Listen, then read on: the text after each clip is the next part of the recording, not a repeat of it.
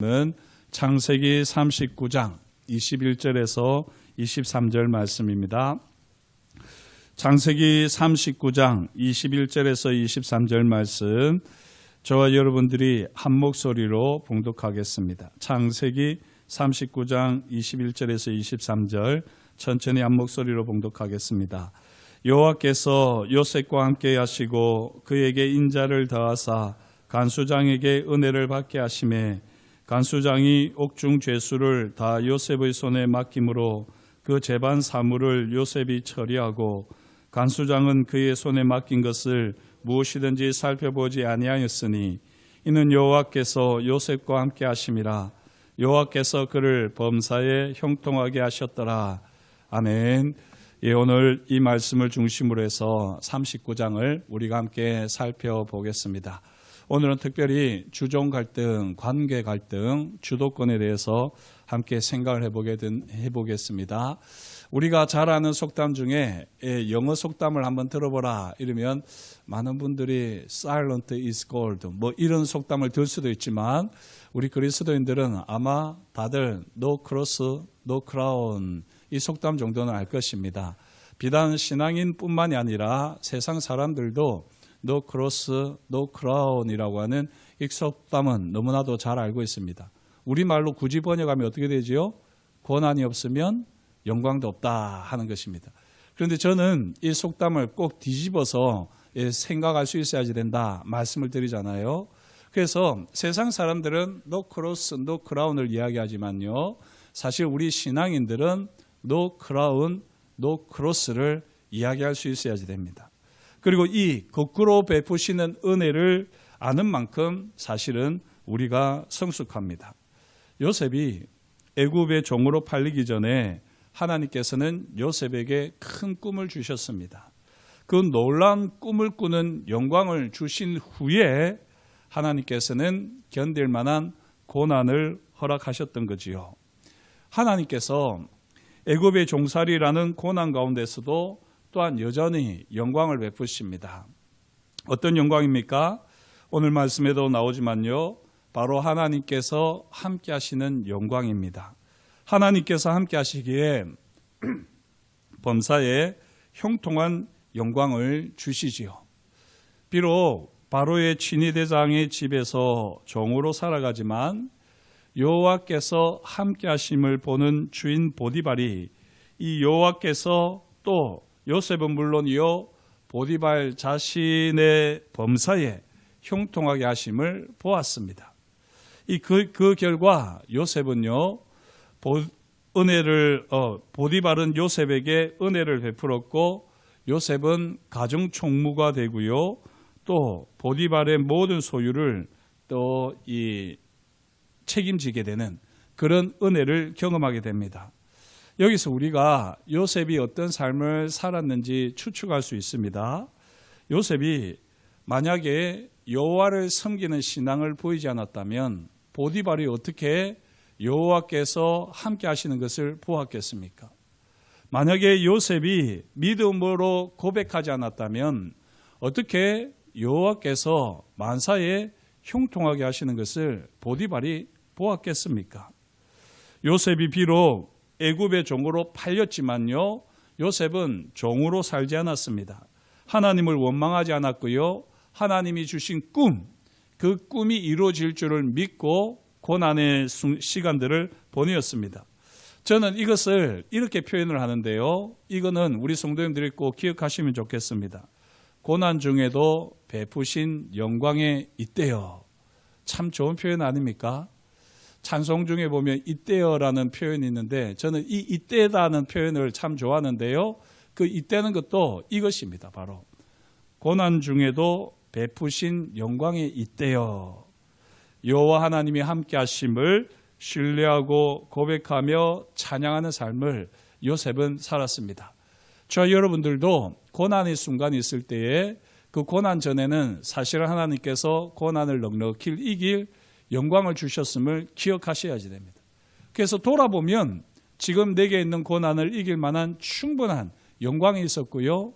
바로 그 영광이 잇대어서 고난 중에도 베푸시는 영광이 잇대어서 우리는 넉넉히 시험을 이겨나가는 것이죠. 자, 이렇게 요셉이 살아가니까요, 보디발은 여호와께서 함께 하시고 또 요셉은 물론이고 보디발의 만사에 형통하게 하심을 보았습니다. 얼마나 요셉이 여호와를 섬기는 신앙이 철저했는지 사실 오늘 이 39장에 나오는데요, 이 단적인 예입니다. 바로 보디발의 아내의 유혹 앞에서도 요셉은 여호와를 섬기는 신앙을 고백했습니다. 9절인데요. 제가 한번 읽겠습니다. 오늘 봉독하지는 않았지만 창세기 39장 9절을 제가 읽겠습니다. 이 집에는 나보다 큰 이가 없으며 주인이 아무것도 내게 금하지 아니하였어도 금한 것은 당신뿐이니 당신은 그의 아내임이라. 그런즉 내가 어찌 이 큰 악을 행하여 하나님께 죄를 지으리까. 여기서 우리는 요셉의 여호와를 섬기는 신앙을 확실하게 봅니다. 보디발의 아내를 범하는 것은 큰 악입니다. 요셉은 보디발의 아내를 범하는 것은 하나님께 죄를 짓는 큰 악이라고 고백합니다. 왜 보디발의 아내를 범하는 것이 하나님께 죄를 짓는 큰 악입니까? 왜 그렇지요? 우리가 이건 너무 관념적으로 일상적으로 잘 알고 있기 때문에 그냥 큰 악이라고 요셉이 이야기하겠거니 생각하지만요, 요셉이 어떻게 이렇게 큰 악이라고 하나님께 죄를 짓는 큰 악이라고 고백했는지 조금 우리는 깊이 생각해야 됩니다. 하나님께서 음란을 싫어하시기 때문일까요? 하나님은 거룩하시기 때문일까요? 예, 맞습니다. 그 틀린 말이 아닙니다. 하지만 오늘 이 창세기 39장에서 요셉의 이야기를 보면, 요셉의 삶의 맥락을 보면요, 분명한 이유가 있습니다. 하나님께서 요셉을 영광의 도구로 사용하셨기 때문에 요셉이 보디발의 아내를 범하는 것은 하나님께 죄를 짓는 큰 악입니다. 보디발은 여호와를 알지 못했습니다. 보디발은 여호와께서 함께 하심도 모르는 사람이었습니다. 하지만 요셉을 통해서 여호와께서 함께 하심을 보았지요. 요셉을 통해서 여호와께서 범사에 형통하게 하시는 영광을 보았습니다.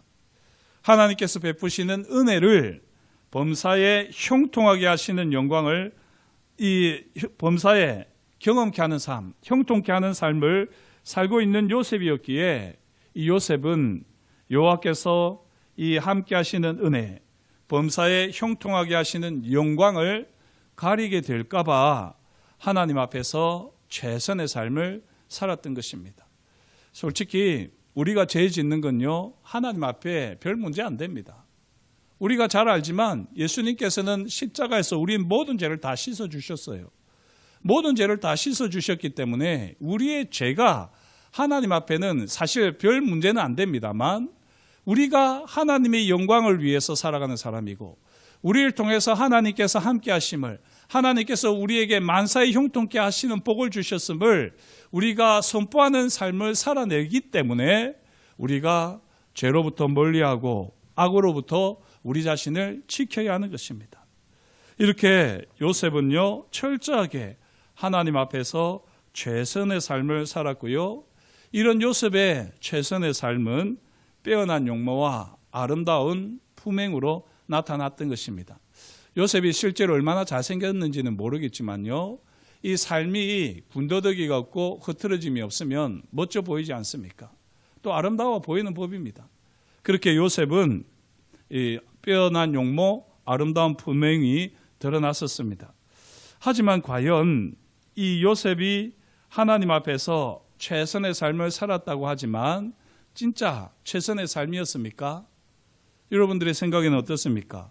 아유, 대단하다 요셉. 유혹 앞에서 눈 질끈 감고 넘어졌을 수도 있을 텐데 이렇게 철저하게 하나님 앞에서 자기 자신을 지키는 것을 볼 때 정말 요셉은 대단하다라고 말할 수 있겠지요. 하지만요, 요셉에게 정말 아무런 허물이나 제 잘못이 없었을까요? 정말 요셉은 억울하게 감옥에 갇혀야만 했을까요? 9절을 우리는 다시 한번 보셔야지 되는데요. 이 9절을 다시 보시면 주인 보디발이 요셉에게 아무것도 금하지 않았습니다. 보디발의 아내 외에는 모든 것을 요셉이 마음대로 할 수 있었습니다. 그렇다면 어떻습니까? 보디발의 아내가 요셉에게 날마다 동침을 청할 때에 요셉은 조치를 취했어야 합니다. 왜냐하면 모든 일을 자기 마음대로 할 수 있기 때문이지요. 여기서 중요한데요. 모든 주도권을 요셉이 가지고 있었습니다. 보디발의 아내 외에는 모든 주도권을 요셉이 가지고 있었습니다. 요셉은 종들을 시켜서 보디발의 아내와 단둘이 있게 되는 상황을 결코 만들지 말았어야 합니다. 결정적으로 죄에게 주도권을 빼앗기지 말았어야 했습니다. 하지만 요셉은 보디발의 아내의 요청을 무시할 뿐 좀 더 적극적인 조치를 취하지 않았습니다. 요셉은요, 보디발의 아내의 요청을 심각하게 여기지 않았습니다. 이게 요셉의 아주 치명적인 실수입니다. 주도권을 가지고 좀 더 신중하고 철저하게 대처해야만 했는데 자기 하나만 하나님 앞에서 신앙생활 잘하면 된다고 착각을 하고 이렇게 조금은 안일하게 행동을 했던 것이죠. 바로 이 부분을 고려하면요, 요셉은 아무 잘못이 없었다라고 결코 말할 수 없습니다. 그 결과 오해를 살 수밖에 없는 일이 벌어졌고요. 그 결과 앞에서 보디발은 심히 노할 수밖에 없었지요. 보디발의 분노는요, 주도권을 빼앗긴 요셉에 대해서 실망하는 분노였습니다. 내가 너에게 모든 것을 다 허락하지 않았느냐? 네가 네 마음대로 다 할 수 있지 않았느냐? 그렇다면 내 아내가 그런 여자라고 한다면, 그런 여인이라고 한다면 네가 미리 손을 썼으라도 그걸 미리 막을 수 있지 않았느냐? 너에게는 그런 주도권이 있지 않았느냐? 보디발은 그런 분노를 쏟아낸 것입니다. 죄에게 주도권을 빼앗긴 요셉은 감옥에 갇혔습니다. 종의 신분에서 죄인의 신분으로 전락해버렸습니다. 그러나 여호와께서는요, 요셉이 보디발의 집에 있을 때처럼 함께 하시고 만사를 형통하게 하시며 간수장에게 은혜를 받아 모든 일을 맡게 하셨습니다. 이게 오늘 봉독한 말씀인데요. 오늘 이 말씀을 보면 3절과 거의 똑같습니다. 제가 좀 신기해서 히브리 원어를 봤는데요. 어줍지 않는 실력으로 봐도 이 거의 똑같은 표현을 쓰고 있습니다. 그런데 한 가지 다른 점이 있습니다. 이게 바로 이 39장의 핵심인데요. 평범한 삶에서 종으로 팔린 것도 억울한 일인데 이제 종에서 죄인으로 전락한 현실이 요셉의 입장에서는 참으로 억울한 일이지요. 하지만 여호와께서는 한결같이 함께 하시고 만사를 형통케 하셨습니다. 맞죠? 하지만요, 이렇게만 보면 성경 말씀을 놓치는 겁니다. 하나님께서는 여전히 동일하게 은혜를 베푸셨다. 이렇게 보면 말씀을 놓치는 겁니다. 오늘 말씀 21절에 뭐라고 분명히 밝히고 있습니까? 그에게 인자를 다하사라고 되어 있습니다. 그에게 인자를 다하사. 하나님께서 왜 요셉에게 인자를 다하셨습니까? 종에서 죄인으로 전락한 밑바닥 인생이라서 실망보다 더 깊은 절망의 구렁텅이에서 요셉이 허우적거리기 때문에 그에게 인자를 다하셨을까요? 아닙니다. 그것이 아닙니다. 그죠? 하나님께서 왜 인자를 다하셨습니까? 요셉도 잘못이 있었습니다. 요셉은요, 요셉 입장에서는 감옥에 들어갈 일이 없었을지 몰라도 하나님이 보시면은 감옥에 들어갈 수밖에 없었어요. 그걸 조금 더 자세히 다루겠습니다. 분명한 것은 요셉이 지금 여전히 종에서 죄인으로 전락했음에도 불구하고 한결같이 하나님이 함께 하시는 것을 경험하고 하나님께서 만사에 형통하게 하시는 것을 경험하는데 그것은 바로 여호와께서 인자를 다하셨기 때문입니다. 헤세드를 더하셨기 때문입니다. 자, 이것을 우리가 한번 깊이 생각해야지 되는데요.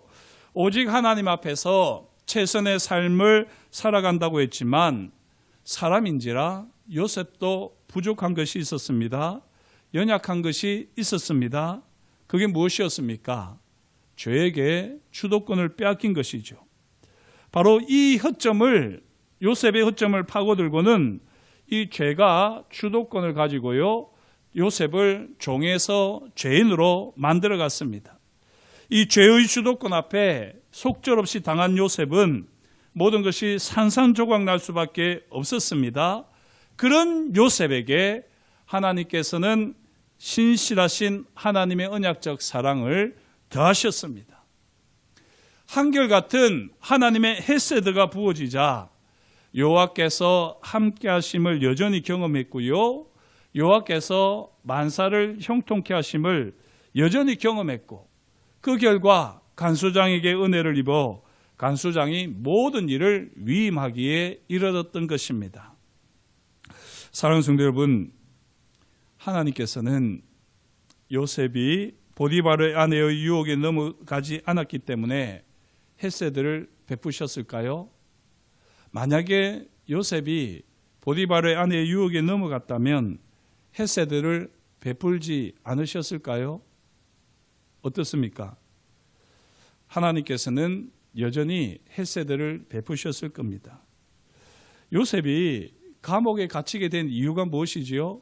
그리고 그것은 결코 억울한 것이 아닙니다. 죄에게 주도권을 빼앗겼기 때문에 감옥에 갇혔습니다. 요셉은 사람의 관점에서 보면 이만한 의인이 없을 겁니다. 이처럼 대단한 사람이 없을 것입니다. 요셉은 사람의 관점에서 보면 결코 죄인이 아니고요, 억울한 일을 겪을 뿐입니다. 하지만 하나님의 관점에서 보면 요셉도 하나님의 헤세드가 필요한 죄인일 뿐입니다. 어떤 죄인입니까? 죄에게 주도권을 빼앗긴 죄인일 뿐입니다.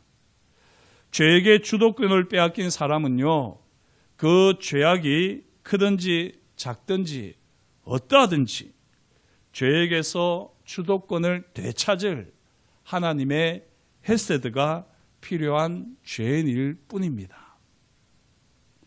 사랑하는 성도 여러분, 하나님의 헤세드가 가장 극명하게 드러난 자리가 어디라고 제가 말씀드립니까? 십자가지 않습니까? 십자가. 십자가에서 죄에게 주도권을 빼앗긴 모든 사람을 품으시는 하나님의 헤세드를 경험합니다. 이 십자가에서 죄에게서 주도권을 되찾을 하나님의 헤세드가 확실하게 선포되었습니다. 비록 우리는 요셉 같은 삶은 아닐지라도, 우리는 요셉 같은 삶을 살지 못하기에 더욱더 죄에게서 주도권을 되찾을 하나님의 헤세드가 필요한 존재입니다. 이제는 하나님의 헤세드를 힘입어서 인생 밑바닥에서도 또 절망의 구렁텅이에서도 여호와께서 함께 하시는 삶, 여호와께서 만사에 형통하게 하시는 영광을 경험하는 은혜가 넘치시기를 주의 이름으로 축복합니다. 오늘 이 아침에는요, 요셉과 비교하면 나도 요셉처럼 살 수 있을 것 같겠지요? 또 어쩌면 나는 요셉은 어림도 없는 그런 부끄럽고 비참한 삶일 수도 있습니다. 그러나 오늘 39장에서 하나님이 분명하게 우리에게 보여주시는 것은요, 요셉도 똑같은 사람이라는 겁니다. 어떤 면에서요? 죄에게 주도권을 빼앗긴 삶이었습니다. 하나님의 헤세드가 필요한 사람일 뿐입니다. 죄인일 뿐입니다. 오늘 이 시간 저와 여러분들의 삶의 자리를 돌아보면서 죄에게 주도권을 빼앗기고 있는 영역은 없는지 잘 돌아보시면 좋겠습니다. 특별히 오늘 이번 주 목요일 날 이제 수능을 치르는 친구들도 있는데요, 그 시험 속에서도 주도권을 가져야 됩니다. 시험에게 주도권을 빼앗겨버리면 시험을 못 쳐요. 정신이 아찔해가지고 문제가 뭔지도 보이지도 않고 답은 생각도 안 나는 거 아닙니까? 주도권을 가져야지 됩니다. 하나님의 헤세드를 힘입어서 하나님께서 이전에 내게 베풀어 주셨던 은혜, 내게 보여주셨던 영광, 그것을 가지고 내 앞에 있는 시험, 고난, 그것이 비록 절망이라고 할지라도, 절망의 구렁텅이라고 할지라도 하나님의 헤세드를 의지해서 우리가 나아가게 되면 이 주도권을 빼앗기지 않고요, 그 하나님이 주시는 주도권을 가지고 우리는 승리의 삶을, 영광의 삶을, 하나님이 함께 하시는 삶을, 만사형통하는 삶을 우리가 온전히 보여줄 수 있게 될 것입니다. 저와 여러분들이 이 하나님의 헤세드가 오늘도 우리의 남은 삶 속에서도 계속해서 부어지기를 간구하는 이 아침이 될 수 있기를 주의 이름으로 축복합니다. 기도하겠습니다. 하나님 아버지, 오늘도 주님께서 우리에게 말씀하여 주시니 감사합니다. 우리는 요셉과 같은 삶을 살지 못해서 요셉을 마냥 추켜 세우기만 했었습니다. 인간적인 관점에서 볼 때 요셉과 같이 탁월한 사람이 어디 있겠습니까? 요셉과 같이 철저한 사람이 어디 있겠습니까? 하오나 하나님의 관점에서 보게 되면 여전히 요셉은 감옥에 들어갈 수밖에 없는 사람이었습니다. 죄인이었습니다. 요셉이 죄에게 주도권을 빼앗기는 삶을 살 수밖에 없었다면 우리야 오죽하겠습니까? 우리의 삶의 자리를 돌아보면 죄에게 주도권을 빼앗긴 영역들이 너무나도 많습니다. 시간에서 죄가 우리를 사로잡고 있고, 물질에서 죄가 주도권을 발휘하고 있으며, 우리의 모든 관계 속에서도 죄가 주도권을 쥐어잡고 있습니다. 우리는 여전히 감옥에 들어갈 수밖에 없는 죄인의 삶을 살고 있습니다. 하나님 아버지, 오늘도 주님의 십자가를 의지하여서 하나님의 헤세드를 힘입어 다시 한번 여호와 하나님께서 함께 하심을, 여호와 하나님께서 만사 형통케 하심을 경험하며 선포하며 노래하는 삶을 살고 싶사오니, 죄에게 빼앗긴 주도권을 예수 그리스도의 십자가 은혜로, 십자가 능력으로 온전히 회복하게 하시고, 다만 하나님의 헤세드, 십자가 영광만을 온전히 선포하며 노래하는 예배자의 삶이 되게 하여 주옵소서. 그렇게 우리와 늘 함께 하실 것을 인하여 감사를 드리오며 예수님의 이름으로 기도드립니다. 아멘.